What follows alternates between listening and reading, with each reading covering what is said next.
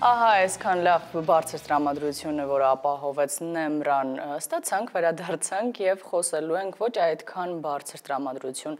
առաջացնող հարաբերությունների մասին, տոքսիկ հարաբերությունների մասին, արդեն ես ու Դավիթը փորձել էինք նախ երգանքը իրականացնել մեր եթերի ընթացքում, իսկ հիմա ավելի մանրամասն մեր հյուրի հետ խոսելու եմ եւ փորձելու ենք հասկանալ, թե ինչ առանձնահատկություններ ունեն այս հարաբերությունները, ինչպես գտնել եւ հասկանալ, ախտորոշել, բուժել կամ փորձել հեռանալ, եթե այլևս ոչ մի ելք չկա։ Իմ հյուրն է Նաիրա Կարապետյանը, կլինիկական հոգեբան, հոգեթերապևտ։ Բարև ձեզ, Նաիրա։ Շատ ուրախ եմ, որ հնարավորություն կա այս թեմայի մասին այսքան ծավալուն արադարձ իրականացնելու։ Եվ նախ սկսենք, թե ինչ ենք հասկանում տոքսիկ հարաբերություններ ասելով եւ որոնք են դրանց բնորոշիչները։ Առհասարակ հիմա տոքսիկ բառը շատ տրենդային է դարձել, մենք տարբեր տեղերում այն լսում ենք, սոցցանցերում, տեսանյութերում ու ամենուրեք, ու իրականում շատ-շատերը, որ լսում են այս տերմինը, կարծում են, որ դրանք այն հարաբերություններն են, որտեղ կան սկանդալներ, ֆիզիկական բռնություն, բղավոցներ եւ այլն, բայց իրականում ես ձեզ ասեմ, որ տոքսիկ կարող են լինել առաջին հայացքից բավականին առողջ, բավականին խաղաղ, այո, թվացող հարաբերությունները,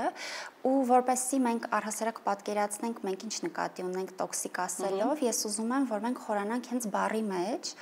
Տոքսիկ կամ տոքսին նշանակում է թույն,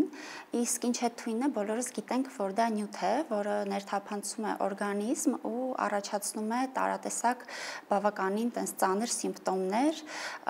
ու սովորաբար սննդի տեսքով է դա մեր օրգանիզմ թափանցում, բայց ոչ մեկ էլ չի ուզում, չէ՞, միանգամից ուտել մի բան, որից օրինակ թունավորվելու է։ Ընդհակառակը, մենք ուտում ենք այն ինչը, որ շատ համեղ, առաջին հայացքից շատ ախորժելի, մեր սիրելի, այո, ախորժելի ու օգտակար տեսք ունի, եւ միայն հետո ենք հասկանում, որ մենք թունավորվել ենք, երբ որ ունենում ենք սիմպտոմներ, օրինակ սրտխառնոց, գլխապտույտ եւ այլն։ Ու նույնը տեղի է ունենում հարաբերություններում, մենք երբեք գիտակցված չենք ընտրում տոքսիկ կամ բռնարար անձի, ընդհակառակը մենք հարաբերություններում փնտրում ենք սեր, ընդունում, ջերմություն, ու միայն հետո ենք հասկանում, որ այդ հարաբերությունները մեզ սպառում են, երբ որ արդեն ունենում ենք տարատեսակ բացասական էմոցիաներ, եւ սա երևի ամենատիպիկ բնութագրումն է ու ամենակարևորը, որ ուզում եմ ասել, եթե մեր մարմինը կարող է օրինակ ինքնամաքրվել բսխումի միջոցով, ցավոք մեր հոգին դա չի կարողանում անել, այն ուղղակի լուր տառապում է, առաջացնելով մեր մոտ ամենատարբեր հոգեբանական խնդիրները։ Այո։ Լավ, մենք հասկացանք, որ տոքսիկ հարաբերությունները դրանք թունոտ հարաբերություններ են, շատ պատկերավոր օրինակով տիպիկ համեմատությամբ բերեցիք, թե ինչպես կարելի է սննդային թունավորման հետ համեմատել այն, հիմա եկեք հասկանանք, թե ինչ նշաններով պետք է հասկանանք, որ մենք արդեն իսկ թունոտ հարաբերությունների մեջ ենք եւ թունավորված ենք, որոնք են այդ նշանները, սիմպտոմները, որոնք որ նշեցիք։ Առհասարակ ես կանանց եւ իմ այցելուներին խորհուրդ եմ տալիս ոչ թե լսել կամ ուշադրություն դարձնել ինչ է ասում մարդը կամ ինչ է անում, այլ ուշադրություն դարձնել ձեր ինքնազգացողությանը տվյալ մարդու կողքին, ձեզ կարող են նվիրել ծաղիկներ, կարող են ասել մի շարք հաճելի խոսքեր, նվերներ անել, բայց եթե դուք մարդու կողքին ձեզ ճնշված եք զգում, մեղավոր եք ձեզ զգում, սահմանափակված եք զգում, սա արդեն իսկ ազդանշան է, որ ինչ-որ բան այն չէ։ Ու գիտեք, իրականում մեր մարմինը երբեմն շատ բաներ ավելի արագ կարող է հասկանալ, քան մեր ուղեղը, եւ կան շատ հիվանդանալ հաճախ։ Այո, ու իրականում շատ դեպքեր կան իրական, երբ մարդիկ դուրս գալով նման հարաբերություններից միանգամից փայլում են, ու եթե օրինակ մարդը տառապել է անքնությամբ կամ մաշկային խնդիրներ է ունեցել, օրինակ ակնե, շատ հաճախ նման տոքսիկ հարաբերություններից դուրս գալուց հետո մաշկը մաքրվում է, քունը կարգավորվում է, հետևաբար մեր մարմնի ազդակներին մենք նույնպես պիտի ուշադրություն դարձնենք, դա մեկ, եւ երկրորդ ամենակարևոր նշանը դա մեր էմոցիան է։ Կան 3 շատ հիմնական էմոցիաներ, որոնք հանդիպում են տոքսիկ հարաբերություններում, դրանցից ամենաառաջինը մեղքի զգացումն է, ու իրական մեղքի զգացում դա չէ, մարդը կարող է իրան մեղավոր զգալ նույնիսկ բաների համար, որոնք չի արել, հաջորդը դա վախն է եւ ամոթը, այսինքն տոքսիկ անձը կարող է տարբեր մանիպուլյացիաների միջոցով սեղմել այդ կոճակներին, որպեսզի մենք մեղքից, վախից կամ ամոթից դրդված անենք բաներ, որոնք հենց նրան են ձեռնտում։ Շատ լավ, մեղքի զգացումի վրա մի փոքր կենտրոնանանք, որովհետև եթե վախը կամ ամոթը ինչ-որ ձև կարելի է տարբերակել, մեղքի զգացումի դեպքում մանիպուլյացիաները կարող են այնքան խորը եւ այնքան խելացի կերպով, նրբանկատ կերպով արվել, որ իսկապես դու մտածես, որ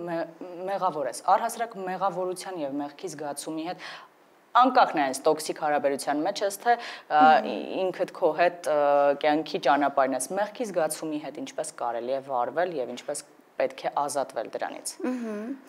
Շատ լավ հարց է, իրականում գոյություն ունի մեղքի երկու տեսակ, իրական եւ հորինված, ու ես ձեզ ասեմ մեծամասամբ մարդիկ հենց տառապում են երևակայական կամ հորինված մեղքի զգացմամբ,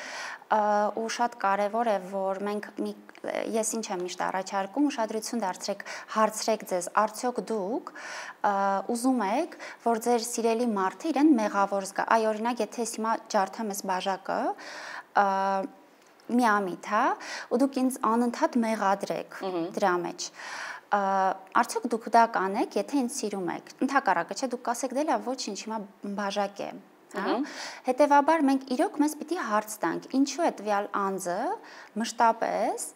ամեն գնով ուզում, որ մենք մեզ մեղավոր զգանք, արդյոք մենք դա անում ենք,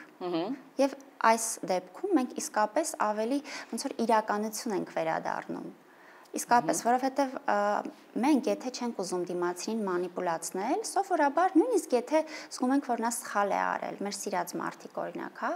մենք ամեն ինչ անում ենք, որ նա մոռանա այդ մասին, այսինքն երբ որ ինչ-որ մեկը ձեզ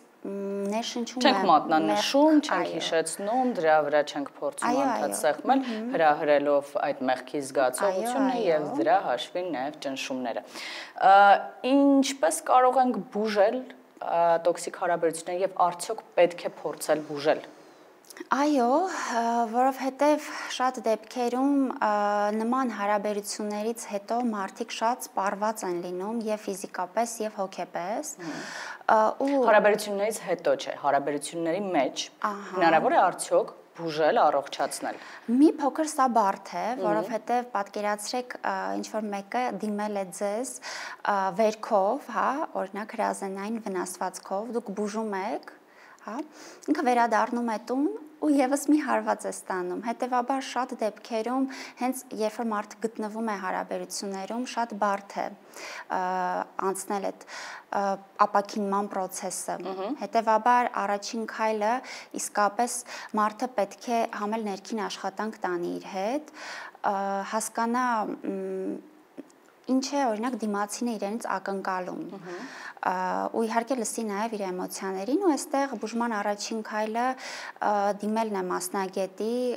խոսելն է հարազատների, ընկերների հետ, որովհետև նման հարաբերություններում շատ դեպքերում մարդը նաև մեկուսացվում է։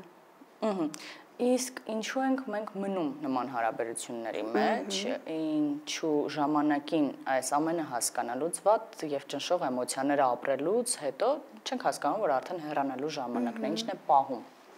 Դե պատճառներից մեկը այն է, որ դա մեզ շատ ծանոթ մթնոլորտ է, եթե մենք մեծամասամբ մեծացել ենք նմանատիպ միջավայրում, մենք սովորում ենք դրան, հետևաբար շատ դեպքերում մարդը մնում է ոչ թե իրեն լավ է զգում դրա համար, այլ որովհետև դա իր համար բավականին ծանոթ տեղ է, հաջորդ պատճառը կարող է լինել հույսը, որ մարդը գուցե փոխվի, շատերը հավատում են, որ այ գուցե այս վեճից հետո փոխվի, այգուցե ամուսնանալուց հետո կամ երեխա ունենալուց հետո մարդը փոխվի։ Իրականում ես հավատում եմ, որ մարդիկ փոխվում են, Եթե չհավատայի, չէի ընտրի այս մասնագիտությունը, բայց եկեք լինենք իրատես, մարդիկ փոխվում են, երբ որ ուզում են, ու երբ որ ջանքեր են գործադրում փոփոխության համար, հա, եթե մարդը ձեզ օրինակ, հա, 2 օր անց վեճից հետո ասում է, ես փոխվեցի, ես ամեն ինչ հասկացա ու դուք հավատում եք, պատրաստ եղեք, որ դա կրկնվելու է, որովհետև ժամանակ է պահանջում փոփոխությունը միշտ։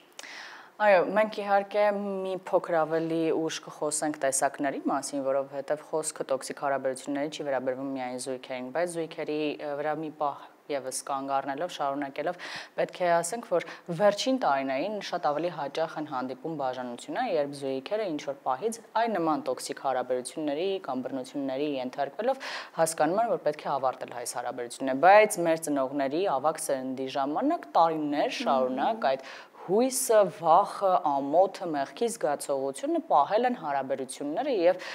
փաստացի այստեղ արժեքների բախում է նաեւ տեղի ունենում։ Որ պահին իսկապես պետք է հասկանալ, որ այս հարաբերություններից պետք է հեռանալ եւ չկա հույս, չկա որևէ հնարավորություն ամեն ինչ պահելու, փրկելու, առողջացնելու եւ բուժելու։ Ինչպես նշեցի, երբ որ մարդը զգում է, որ օրեցօր չորանում է, օրեցօր սպառվում է, օրեցօր չի հավատում իր ուժերին, նայում է հայելու մեջ իրեն չի ճանաչում, սա արդեն իսկ նշան է, որ ինչ-որ բան այն չէ, հատկապես պատկերացրեք, եթե տարիներ շարունակ մարդը նմանատիպ միջավայրում է, դա շատ նման է, գիտեք, երբ մարդը ունենա ինչ-որ մի բանից ալերգիա ու ամեն օր դա օգտագործի, դուք պատկերացնում եք ինչ տեղի կունենա։ Ու շատ-շատերը կողքից հենց հատկապես ծնողները կամ ավագ սերնդի ներկայացուցիչները կարող են ասել դե լավ, բան չկա, կարևորը չի դավաճանում եւ այլն, սա նույնն է, ոնց որ մեզ ասեն դե քեզ չեն ծեծում, պետք է մնաս, ոչ, շատ կարևոր է, որ մարդը նաեւ հիշի ինչի համար է ինքը առհասարակ այդ հարաբերությունների մեջ։ Այո։ Լավ, խոսենք տեսակների մասին, որովհետև միայն զույգերի հարաբերություններին չի վերաբերվում տոքսիկ հարաբերությունը, ընկերները, ծնող երեխա, աշխատանքային միջավայր եւ հարաբերություններ, որտեղ որ առհասարակ կյանքի տարբեր շերտերում կարող ենք հանդիպել։ Որոնք են այդ տեսակները եւ արդյոք ամեն հարաբերությունը ունի իր այլ տարբերակը կարգավորման։ Դուք շատ ճիշտ նշեցիք, տոքսիկ հարաբերությունները հանդիպում են ոչ միայն զույգերի մոտ, այլ նաև ընտանիքում, գոլեգաների միջև, ընկերների միջև, ու եթե ծնողի ու երեխայի միջև է դա տեղի ունենում, շատ տարածված է, երբ ծնողը կարող է ուղիղ կամ ոչ ուղիղ ձևով, օրինակ, երեխայի մոտ մեղքի զգացում արթնացնել, օրինակ, ես ամեն ինչ քո համար եմ անում, ամեն ինչից զրկվել եմ, իսկ դու չես գնահատում,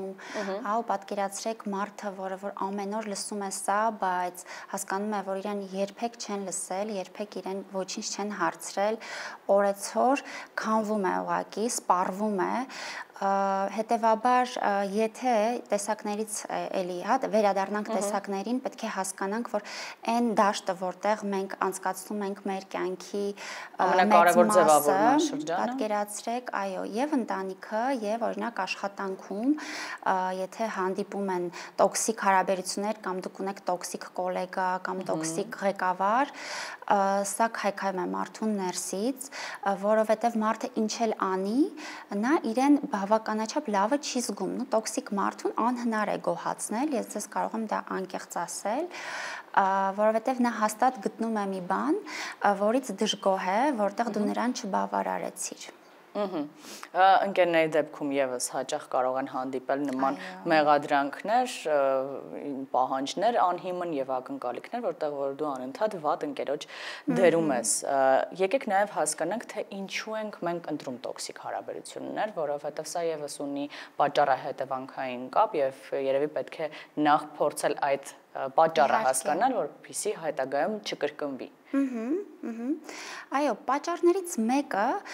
մենք դա անում ենք ենթագիտակցորեն, ինչպես նշեցի, երբեք էլ մենք չենք ընտրում գիտակցված որևէ տոքսիկ մարդու, բայց մենք ձգվում ենք դեպի այն, ինչը որ մեզ ծանոթ է, ու եթե մանկուց սերը մեզ համար եղել է խանդ, վերահսկողություն, անվերջ զոհողություններ, բնական է, որ մենք սերը շփոթելու ենք հենց դրա հետ։ Ու առհասարակ, երբ որ մեզ ասում են ես քեզ սիրում եմ, մենք ուրախանում ենք, բայց մոռանում ենք հասկանալ ինչ է այդ սերը նշանակում դիմացինի համար, որովհետև դիմացինի համար գուցե սերը դա մանիպուլյացիան է, վերահսկելն է, սահմանափակելն է, իսկ մեզ համար այո, նա ինքնահաստատվել է։ Հետևաբար մենք ընտրում ենք այն ինչ ծանոթ է, որովհետև նաև ունենք չբուժված վերքեր ու ուզում ենք հնարավոր հարաբերությունների միջոցով թարմացնել այդ վերքերը, խաղալ տարատեսակ սցենարներ։ Կրկնում ենք տրավմաները։ Այո, ռետրավմատիզացնում ենք։ Մեր ժամանակը սահմանափակ է, մենք իհարկե կարող ենք այս թեմայի մասին էլ ավելի երկար ու ծավալուն խոսել, բայց եկեք սահմանափակելով, որպես ամփոփում, եզրահանգման տեսքով խոսենք այն մասին, թե ինչ կասեիք մարդկանց, ովքեր որ հիմա մեզ դիտում են, տոքսիկ հարաբերությունների մեջ են եւ չգիտեն ինչ անել։ Առաջին բանը, որ կասեի, դա այն է, որ դուք միայնակ չեք ու դուք ավելի ուժեղ եք, քան կարծում եք, ու ամենակարևոր բանը, որ կուզենայի ասել, դա այն է, որ սերը իրականում մեզ պետք է ապրեցնի, այլ ոչ թե հյուծի ու չորացնի, ու դուք հաստատ արժանի եք լինել հարաբերություններում, որտեղ ձեզ կսիրեն հենց այնպես ու կգնահատեն։ Շնորհակալություն Նաիրա, մենք ավարտում ենք արդեն մեր այսօրվա թողարկումը եւս մեկ անգամ ամփոփելով այս թեման պետք է ասենք, որ անկախ նրանից թե որտեղ են ձեր հարաբերությունները ընկերների, ընտանիքում, ծնող, երեխա հարաբերություններում, զույգի ներսում թե աշխատավայրում, միևնույնն է պետք է լինեն առողջ եւ դուք պետք է հետևեք ձեր սահմաններին եւ թույլ չտաք դիմացինին անցնել ու հատել ձեր սահմանները։ Այս պահին մենք պետք է երաժշտական փոքրիկ դադար ունենանք, որից հետո արդեն հրաժեշտ ենք տալու։